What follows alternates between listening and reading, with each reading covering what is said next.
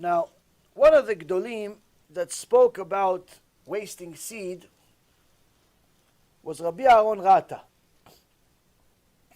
Allah v'shalom. Rabbi Yaron Rata said that a woman who causes men to sin because she decided to put a picture on the internet and she wants to make sure that everybody knows exactly the shape of her lips because she puckered them. She wants to look cute because she saw a movie star do it. She wants to feel like she's in Hollywood. She's hoping that Hollywood catches her image on Facebook.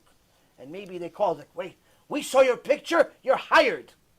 You're hired because we saw your picture go like that. So you're hired. We're going to put you on Blockbuster movie, $50 million because you puckered your lips.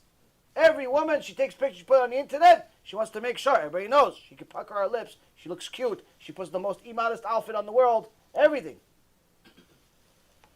A woman doesn't realize what kind of damage she's bringing herself by doing such a thing. Any smart woman would never put any picture on the internet. And if it's for the sake of shidduch, no more than a headshot.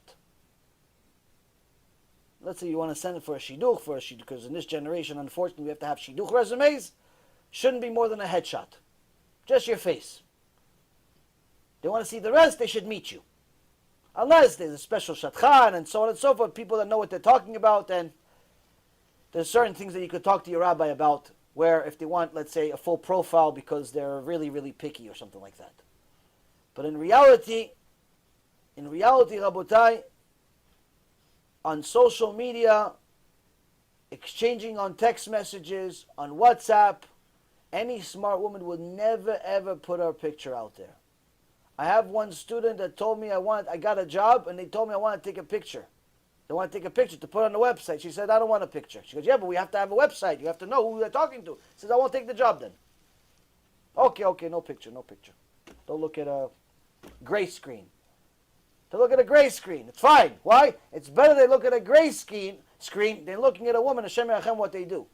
Women don't understand how sick the mind of men is. They honestly don't understand. They don't understand how sick men are. We're sick unless we have Torah. Women don't see it that way. Why? Because they think we think like them. I've said this 1,000 times and still people are surprised. A woman looks at a man, she thinks about his character traits. Oh, he looks funny. Oh, he looks generous. Oh, he looks sweet.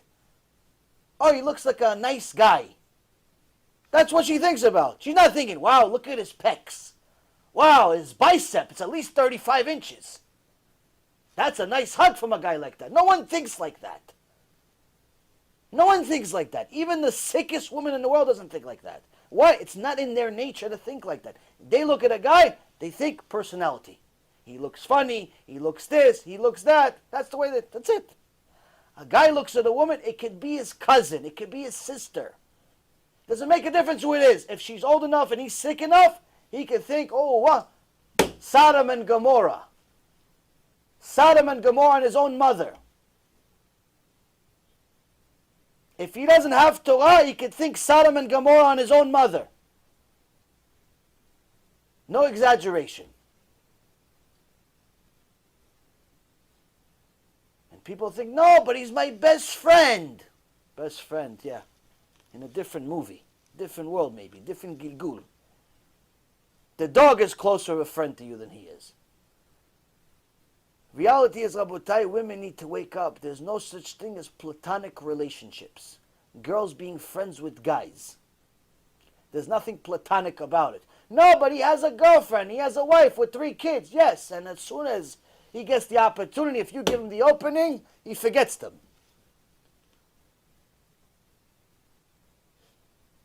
Rabbi Yaron Rata says a woman who causes men to sin because of her immodesty, immodest behavior, immodest dress, immodest laugh, immodest picture, anything, will not be released from Gehenom until all that she created, meaning all the demons that she created from his wasting seed, are destroyed from the world. Yeah, but he's the one that did it. Why is it my fault? Because you caused it. You're partner to the crime. If the mob boss sends his criminals to go kill people, who gets arrested? Everyone. It's not just the guy that killed. It's the guy that sent them to. And the guy that came up with the idea. And the driver. And the guy that all the people involved get arrested. But here, according to the Torah, the woman is just as guilty as the guy. No difference. And until that is destroyed from the world, until they all do tshuva, she is in a very, very bad shape in Shamayim. What about if I did tshuva already, but I made sins in the past? Well, you have to start doing kiruv to make sure that you destroy all of those sins. You have to get other people to do tshuva. Because you don't know who looked at you. You don't know who sinned because of you. You have to start getting people to do tshuva on a regular basis. Because God only knows how many people sinned because of you.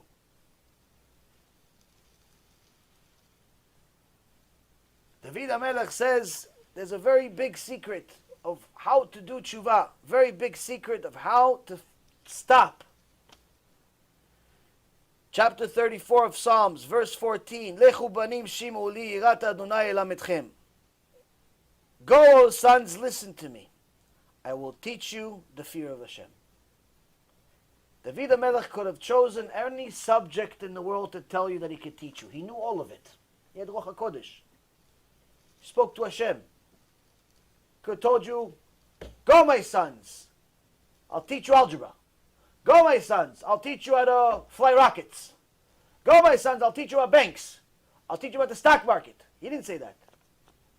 I'll teach you Kabbalah. He didn't say that either. What did he say? I'll teach you fearing of God. That's the secret. You fear the punishment, you start tshuva. You don't fear the punishment, everything you're doing hasn't even begun. If that's not enough, there's a pasuk in the Torah in the book of Deuteronomy, chapter 6, verse 13, 6:13, like the mitzvot. Moshe Rabbeinu tells Am Yisrael clearly, so there's no confusion. It's a pasuk in the Torah. It's not Yaron Reuven like people think. Oh, you only talk about Yirat Shamayim, fear, fear, fear. No. So now you don't have complaints against me. Go to Moshe Rabbeinu. Moshe Rabbeinu, it's section A in Gan Eden. Go over there, B'ezrat Hashem, I'll give you an answer. Right next to Kisei HaKavod, you'll see on the right side, Moshe Rabbeinu. What did he say? What does Hashem, your God, ask of you, but simply to fear Him? In so many words, Moshe Rabbeinu is telling us, what's the purpose of you? What's the purpose of your life? What does Hashem even need you for? Why are you in the world? Just to fear Hashem. That's it. Yeah, what about loving Hashem? Yeah, love Him too, eventually. But first fear Him. Because without fearing Him, everything else is meaningless. This is one of the most difficult things for people to understand in this generation. For some reason, fearing Hashem has become a curse. Fearing Hashem has become like a bad word, like a bad thing to do. And without it, Rabotai Kareem, without fearing Hashem, we have nothing.